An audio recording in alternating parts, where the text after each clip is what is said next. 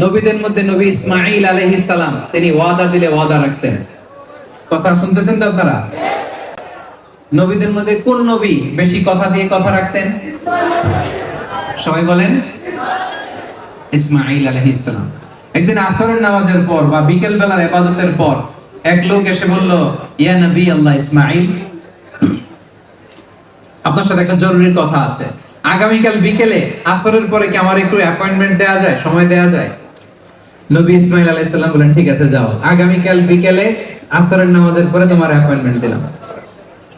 আল্লাহ নবী ইসমাঈল আলাইহিস সালাম আসরের নামাজের পরে একটা গাছের নিচে যে, কারণ ওই জায়গাটা বলা হয়েছিল যে এইখানে আসতে হবে, নবী ইসমাঈল আলাইহিস সালাম যে হাজির, কিন্তু ওই লোক আসে নাই।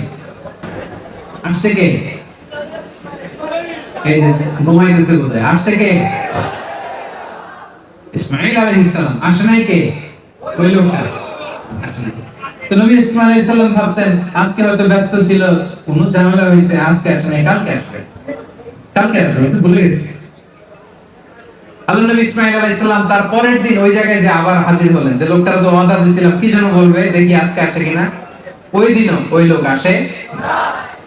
নবী ইসমাঈল আলাইহিস সালাম ভাবলেন যে হয়তো ভুল হইতে পারে, ভুলে গেছে, দেখি আর পরের দিন, এর পরের দিন নবী ইসমাঈল আলাইহিস সালাম আসলেন, ওই লোক আসে না। এর পরের সপ্তাহ, এভাবে একদিন, 2 দিন, 10 দিন, 20 দিন নয়, কোন কোন তাফসীরে এসেছে টানা 30 দিন যাবিহুল্লাহ আল্লাহর নবী ইসমাঈল আলাইহিস সালাম ওই লোকটার জন্য ওই গাছের নিচে বিকেল বেলা অপেক্ষা করেছেন। পড়ে সুবহানাল্লাহ।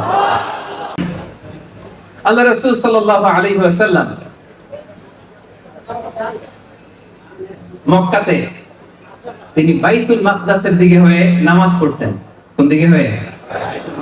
মক্কায় 13 বছর, মদিনায় 1 বছর, মোট 14 বছর তিনি বাইতুল মুকাদ্দাসের দিকে হয়ে তিনি সালাত আদায় করতেন। কিন্তু বিশ্বনবীর অন্তরে কোনো যাতনা ছিল না, কোনো কষ্ট ছিল না। এর কারণ মক্কায় যখন ছিলেন তখন মক্কার ভিতরে কাবা ঘর আছে না নাই? রাসূলুল্লাহ সাল্লাল্লাহু আলাইহি ওয়াসাল্লাম এমন ভাবে বাইতুল মুকাদ্দাসের দিকে দাঁড়াতেন যাতে আগে সামনে কাবা পড়ে, তারপরে বাইতুল মুকাদ্দাস। সুবহানাল্লাহ পড়ে। কি ইন্টেলেক্ট! বিশ্বনবী সাল্লাল্লাহু আলাইহি ওয়াসাল্লামের ইন্টেলেক্ট দেখেন, বুদ্ধিমত্তা দেখেন। কারণ কাবার চারদিকে যে কোনো জায়গায় দাঁড়িয়ে নামাজ পড়া যায়, তখনও কাবাকে কিবলা বানানো হয় নাই। সালাত পড়তে হবে বাইতুল মুকাদ্দাসের দিকে হয়ে। তো বিশ্বনবী সাল্লাল্লাহু আলাইহি ওয়াসাল্লাম বাইতুল মুকাদ্দাসের দিকে হয়েই পড়তেন, কিন্তু এমন ভাবে দাঁড়াতেন যাতে সামনে কাবা পড়ে। সামনে কি পড়ে? আলহামদুলিল্লাহ। বিশ্বনবী এইভাবে নামাজ পড়তেন। নবুয়তের প্রথম 13 বছর তিনি এভাবেই নামাজ পড়লেন। হিজরতের আদেশ আসলো, নবী সাল্লাল্লাহু আলাইহি ওয়াসাল্লাম মক্কা থেকে মদিনায় হিজরত করলেন। মদিনায় যে বিশ্বনবী বাইতুল মুকাদ্দাসের দিকেই নামাজ পড়েন, কিন্তু একটা জিনিস নাই ওইখানে, কেউ জানে না এটা কি নাই। কি নাই? কাবা কোন শহরে? মক্কা। কাবা কোন শহরে? মদিনায়। কি নাই? কাবা যে নাই, বিশ্বনবীর অন্তরে জ্বালা আছে না নাই?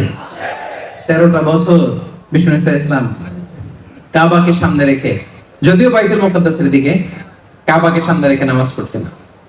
মদিনায় যখন গেলেন ওখানে তো কাবা নাই, এবার কি করবেন? বাইতুল মুকাদ্দাসের দিকে নামাজ পড়েন, কিন্তু কাবারে মিস করেন। কাবারে কি করে? মিস করে। প্রত্যেক নামাজের পরে সালাম ফিরি আকাশের দিকে তাকায়, ইস আল্লাহ তাআলা যদি আমার জন্মস্থান, আমার বাপ দাদার শিকড় যেখানে বাইতুল্লাহ, ওই কাবার দিকে যদি আমার কিবলাটা ঘুরায় দিত কতই না ভালো হতো। বিশ্বনবী যে মনে মনে কষ্ট পায় এটা তো আল্লাহ জানে না? হ্যাঁ জানে? আল্লাহ তাআলা আয়াত নাযিল করলেন, ক্বাদ নারা তাকাল্লুবা ওয়াজহিকা ফিস সামা। নবী হে, নামাজের পরে মনের কষ্ট নিয়ে যে উপরের দিকে তাকায় কি ভাবেন আমি কিন্তু বুঝি, আমি কিন্তু জানি। ফালান ওয়াল্লিয়ান্নাকা কিবলাতান তারদাহা। নবী হে, অচিরেই এমন দিকে আপনার চেহারা ঘুরে আমি নামাজ পড়ার আদেশ দিব, আপনার মন খুশি হয়ে যাবে। ফাওয়াল্লি ওয়াজহাকা শাতরাল মসজিদিল হারাম। নবী হে, আজ থেকে আর বাইতুল মুকাদ্দাসের দিকে চেহারা নয়, টু দ্য ডাইরেকশন অফ কাবা, কাবার দিকে মুখ করে নামাজ পড়া শুরু করে দেন। পড়েন আল্লাহু আকবার। নিশ্চয় আমি তোমাদের রব, লা ইলাহা ইল্লা আনা, আমি ছাড়া কোনো ইলাহ নাই। ফা'বুদনি, আমি আল্লাহর ইবাদত করো, আমি আল্লাহর সামনে মাথা নত করো, সিজদায় লুটিয়ে পড়ো। ওয়াকিমিস সালাতা লিযিকরি, আমার স্মরণে নামাজ কায়েম করো। সুবহানাল্লাহ। তিনি একজন, তারে দেখা যায় না। আমাদের এমন এক সত্তা, তাকে দেখা যায় না, অনুভব করা যায়, ঠিক কি না?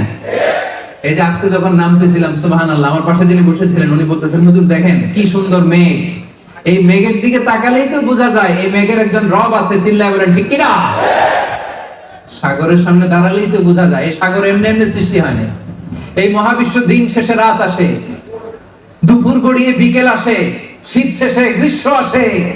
এই যে ব্যালেন্স, এই যে ল অফ নেচার, এগুলো দেখলে বোঝা যায় এই মহাবিশ্বের একজন কন্ট্রোলার, একজন অধিপতি, একজন নিয়ন্ত্রক আছে না নেই? কথা বলেন।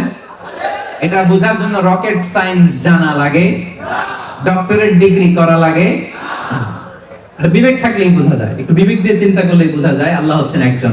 তাকে দেখা যায় না কিন্তু তিনি সবাইকে দেখে, ঠিক কিনা? লা তুদরিকুহুল আবসার, আল্লাহ বলে পৃথিবীর কোন চোখ আমারে দেখে না কিন্তু আমি আল্লাহর চোখ সবাইকে দেখে। সুবহানাল্লাহ নাই? পৃথিবীর কোন চোখ আল্লাহর দেখে না কিন্তু আল্লাহ তাআলা সবাইকে দেখে কি দেখে না? তাহলে প্রিয় ভাইয়ের আওয়াজ করে বলেন তো, ঈমান আনতে হবে কয়টা জিনিসের উপর? এক নাম্বার কার উপর? সবাই বলেন কার উপর? দুই নম্বরে রব্বুল আলামিন বললেন ওয়াল ইয়াউমিল আখির, ঈমান আনার দ্বিতীয় স্তম্ভ হলো আখিরাত। কিয়ামত দিবসের উপর বিশ্বাস করতে হবে, আখিরাতের উপর বিশ্বাস করতে হবে, রবের সামনে দাঁড়িয়ে সব জিনিসের হিসাব দিতে হবে, এটা বিশ্বাস করতে হবে, ঠিক কি না? দুই নম্বরে বিশ্বাস করতে হবে ওয়াল ইয়াউমিল আখির, আখিরাতের উপর, ঠিক কি না? এটাকে বলে the day of judgement, the day of accountability, the day of resurrection. আখিরাতে বিশ্বাস। দুই নাম্বার বিশ্বাস কিসের উপর? বিশ্বাস। পেনাঙের ভাইয়েরা আওয়াজ তুলে সবাই বলেন কিসের উপর বিশ্বাস হয়? নাকি সন্দেহ লাগে? সামান্য একটু একটু সন্দেহ লাগে কার কার দেখি? হ্যাঁ, ভুলে দু একজন হাত তুলে ফেলছে। আসলে সন্দেহ নাই, আসলে সন্দেহ। প্রিয় ভাইয়েরা, এই দুনিয়াতে যত অপরাধ হয়, যত অন্যায় হয়, যত অপারেশন আর জুলুম হয়, তার মূল কারণ হচ্ছে আমরা আখিরাতকে বিশ্বাস করি না, ঠিক কি না? পেনাঙের ভাইয়েরা কষ্ট হচ্ছে আমি বুঝতে পারতেছি। ওয়াল মালাইকা, তিন নম্বরে বিশ্বাস আনতে হবে কার প্রতি? ফেরেশতাদের প্রতি। আমার পেনাঙের নওজোয়ান ভাইয়েরা আওয়াজ করে বলো কাদের প্রতি? ফেরেশতাদের প্রতি। এবার বলুন ফেরেশতারা মেয়ে না ছেলে? হ্যাঁ, মেয়ে না ছেলে? ছেলে। মেয়ে না ছেলে? মেয়ে। মেয়ে না ছেলে? ছেলে। এই মেয়ে না ছেলে? এরা অনেক চালাক, এরা কোনটাই বলে না। এরা ভাবতেছে কোনটা কয়ে কোন বিপদে পড়ি, চুপটাকে ওইটাই ভালো। হ্যাঁ, ছেলে না মেয়ে? ফেরেশতারা ছেলে না মেয়ে? ছেলেও না মেয়েও, ইউনিজেন্ডার। ফেরেশতারা হচ্ছে ইউনিজেন্ডার। মক্কার মুশরিকরা বলতো আল মালাইকাতু বানাতুল্লাহ, ফেরেশতারা নাকি আল্লাহর মেয়ে। নাউজুবিল্লাহ করবেন না? ফেরেশতারা ছেলেও না মেয়েও না। খুলিকাত মিন নূর, আলো দিয়ে তৈরি। কি দিয়ে তৈরি? জিনেরা আগুন দিয়ে তৈরি। কি দিয়ে তৈরি? আমরা মানুষ কি দিয়ে তৈরি? কি দিয়ে? আমি মাটির আদমকে প্রথম সৃষ্টি করিয়া ঘোষণা করিয়া দিলে শ্রেষ্ঠ বলিয়া। তাই তো নূরের ফেরেশতা। কিসের ফেরেশতা? কিসের ফেরেশতা? নূরের ফেরেশতা করে আদমকে সেজদা। পড়ে তাই তো নূরের ফেরেশতা করে আদমকে সেজদা। সবার চেয়ে সম্মান দিলে মাটির আদমকে। আল্লাহু আল্লাহু তুমি জানলে জালালু, শেষ করা তো যাই না গে তোমার গুণগান। আল্লাহু আল্লাহু আল্লাহ। তাহলে ফেরেশতা কিসের তৈরি? নূরের তৈরি, আলোর তৈরি। আল্লাহ তাআলার এই বিশাল সাম্রাজ্য পরিচালনার জন্য একটা স্পেশাল বাহিনীর দরকার আছে না নাই? আছে না নাই? এই যে আমাদের কিছু বাউন্সার ভাইরা আসছে, এরা ধাক্কায় ধাক্কায় নিয়ে আসছে আমাদেরকে। আমরা হইলে পারতাম এই সার্ভিস দিতে? কারণ স্পেশাল ফোর্স, ঠিক কি না? তো মহাবিশ্ব চালাতে আল্লাহ তাআলার এরকম স্পেশাল কিছু ফোর্সের দরকার আছে না নাই? ফেরেশতারা আল্লাহ তাআলার এই মহান সাম্রাজ্যের কর্মচারী। আল্লাহর এই বিশাল সাম্রাজ্যের কি?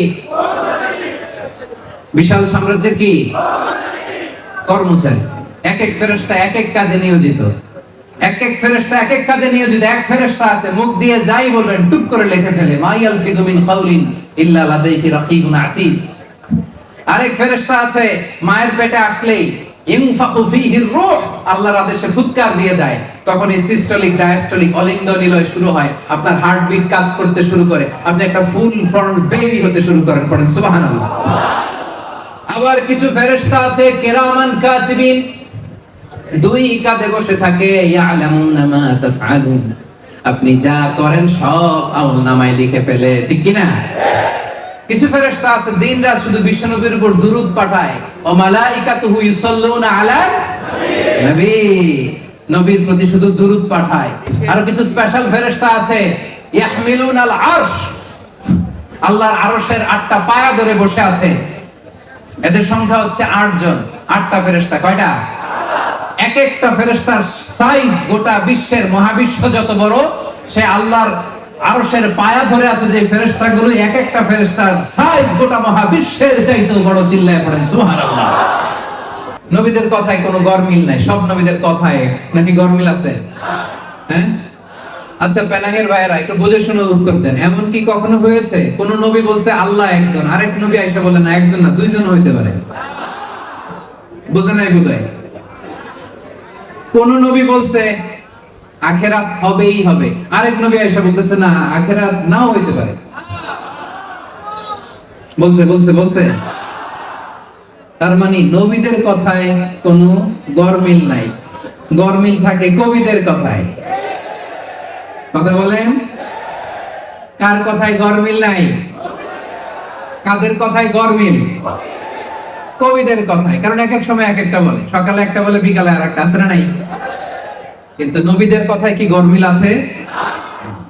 এর কারণ তাদের প্রত্যেকের কথা আসে একটা হেডকোয়ার্টার থেকে। আওয়াজ করে বলেন তো হেডকোয়ার্টারটা কার? আল্লাহর হেডকোয়ার্টার থেকে কথা আসে। এজন্য গরমিল নাই। সব নবীকে Allah as a proof of their prophethood Allah মুজিজা দিয়েছেন। মুজিজা, নিষ্কর্ষ চরিত্রের অধিকারী ছিলেন এক একজন নবী। পা থেকে মাথা পর্যন্ত তাদের গোটা জিন্দেগি ঘাটলে একটা কালো তিলের দাগ ফেলার মতো কোনো ক্ষমতা বিশ্বের কোনো মানুষের নেই। চিল্লায় বলেন ঠিক কি না? এজন্য নবীরা আমাদের মডেল। তারা আমাদের মডেল নাকি শাহরুখ খান, আমির খান, সালমান খান, সাকিব খান? আমাদের মডেল কে? কারা? কোন খেলোয়াড়, কোন কবি, নায়ক? এরা আমাদের মডেল। মডেল কারা? জোরে বলতে হবে কারা? নবীদেরকে মডেল মানতে রাজি আছেন তো? তাহলে ঈমান কয়টা জিনিসের উপর আনলাম? 1 নম্বরে, 2 নম্বরে, 3 নম্বরে, 4 নম্বরে কিতাব, 5 নম্বরে ঈমান। শেষ। সার্টিফিকেটের অর্ধেক পেয়ে গেছি, এবার বাড়িতে চলে যাব নাকি? সার্টিফিকেটের বাকি অর্ধেকের তো দরকার নাই। 5টা জিনিসের উপর আল্লাহ তাআলা ঈমান আনতে বললেন। এবার 5টা কর্মসূচি। 1 নম্বর কর্মসূচি, ওয়া আতাল মালা আলা হুব্বি, সম্পদের প্রতি ভালোবাসা সত্ত্বেও সম্পদ দান করতে হবে। টাকা দেওয়াটা বড় কঠিন কাজ, পকেট থেকে বের হতে চায় না, বড্ড কঠিন, বের হয় না টাকা, তাই না? আল্লাহ বলে বের করো, দাও, তাহলে আমি করে দেব। পেনাঙ্গের ভাইরা কথা বলছেন, আল্লাহ বলে দে, তাহলে আমি তোরে দেব। আমরা যদি দেই আমাদেরকে দিবে কে? তাহলে 1 নম্বর কর্মসূচি জানলাম, দান করা। প্রথমে ঈমান আনতে হবে কয়টা জিনিসের উপর? তারপর আমলের কর্মসূচি 1 নম্বর কি ছিল? দান করা। 2 নম্বর ওয়া আকামাস সালাহ, সালাত কায়েম করো। কি করো? 5 ওয়াক্ত সালাত জামাতের সাথে আদায় করার চেষ্টা করতে হবে। রাজি আছেন না নাই? জামাতে যদি পড়তে নাও পারি, একা একা সালাতটা অন টাইম আদায় করে নিতে হবে। রাজি আছেন না নাই? ইন্নাস সালাতা কানাত আলাল মুমিনিনা কিতাবাম মাওকুতা, সুনির্দিষ্ট সময়ে সালাতটা আদায় করতে হবে। যোহরের নামাজ মাগরিবের সময় আদায় করলে তো হয়ে যাবে, তাই না? মাগরিবেরটা ফজরের সময়, ফজর মিলাই নিবা আসরের সাথে, কবুল হবে? শরীর ধারিত টাইম দিয়েছে কে? জোরে বলেন কে? তাহলে সময় মতো নামাজ, কারণ আউয়ালু মা ইউহাসাবু বিহিল আবদু ইয়াউমাল কিয়ামাতি as-সালাহ। কিয়ামতের দিন সর্বপ্রথম আল্লাহ তাআলা যেটার হিসাব নেবেন সেটা কি? জোরে বলেন, সেটা কি? নামাজ। প্রথম হিসাব নেওয়া হবে নামাজের। নামাজের হিসাব ঠিক তো সব ঠিক, নামাজে গন্ডগোল তো সব কিছুতে গন্ডগোল। তাহলে কর্মসূচি, নেক কাজের কর্মসূচির প্রথমটা কি ছিল? দান করা। 2 নাম্বার নামাজ। 3 নম্বরে আল্লাহ বললেন ওয়া আতাজ যাকাত, যাকাত দিতে হবে, ফরজ যাকাত। যারা সোনা রূপা জমায় তাদের জন্য সোনা রূপা গুলোকে আল্লাহ জাহান্নামের আগুনে গলিয়ে খুন্তি বানিয়ে কপালে, পাজরে আর পিঠে সেক দিবে। আর হাদিসে এসেছে আপনার ব্যাংক ব্যালেন্স, আপনার টাকা পয়সা যেগুলো যাকাত আপনি দেন নাই, সারা শরীরে পেঁচিয়ে এখানে ছোবল মারবে আর বলবে আনা মালুক আনা কানজুক, আমি তোর সম্পদ, আমি তোর ব্যাংক ব্যালেন্স, আমি তোর রিঙ্গিট, আমি তোর জমি, আজকে আমার খা। আমাকে খাওয়ার জন্য দুনিয়াতে তুই জমাইছিলি, আজকে আমারে খা। খাইতে পারবেন ওদিন? পারবেন? এজন্য আল্লাহ বলেন ফি আমওয়ালিহিম হাক্কুল লিসাইলি ওয়াল মাহরুম। ধনীদের সম্পদে গরিবদের অধিকার আছে, আপনার দয়া নয়। আমি যে বছর শেষে যাকাত দিলাম, আমি তো গরিবদের দয়া করলাম, তাই না? কি করলাম? অধিকার, রাইট। এটা তার অধিকার, আপনার দিতেই হবে। তাহলে খেয়াল করে, এই যে দাতু যারা আছেন, দাতু, আমি তো চিনি না দাতু কয়জন আছে এখানে। দাতু যারা আছেন, ব্যবসায়ী যারা আছেন, বিজনেস ম্যাগনেট যারা আছেন, তারপর এখানেও যারা পয়সাওয়ালা আছেন, হিসাব করে ফরজ যাকাতটা দিয়ে দিবেন। যাকাতের শাড়ি আর লুঙ্গি দিয়ে দিবেন, ঠিক কি না? হ্যাঁ, যাকাতের শাড়ি বলতে কোনো শাড়ি আছে? যাকাতের লুঙ্গি বলতে কোনো লুঙ্গি আছে না। কর্মসংস্থানের ব্যবস্থা করে দিবেন, করে যেন কিছু খেতে পারে ওই টাকা দিয়ে, ঠিক কি না? আনুগত্যশীলা জীবন সঙ্গীনের ব্যবস্থা করে দিও, পড়েন আমিন। আমিনের সাউন্ড শুনছেন কত বড়? মানে নিজের পক্ষে আসলেই তখন অ্যাক্টিভ। আল্লাহ তাআলা আমাদের অবিবাহিত ভাই যারা আছেন তাদেরকে নেককার জীবন সঙ্গীর ব্যবস্থা করে দিক, পড়ি আমিন। সম্মানিত সুধী, বউকে কথা দিলে, কথা দিলে, কথা দিলে, সন্তানকে কথা দিলে কথা রাখতে হবে। বন্ধুকে কথা দিলে আল্লাহ বলে ওয়াউফু বিল আহদি ইন্নাল আহদা কানা মাসউলা। ইয়ানি ওয়াদা, তুমি যদি কাউরে ওয়াদ দাও, প্রমিস দাও, প্রমিস রাখতে হবে। এটা মুমিনের বৈশিষ্ট্য, ঠিক কি না?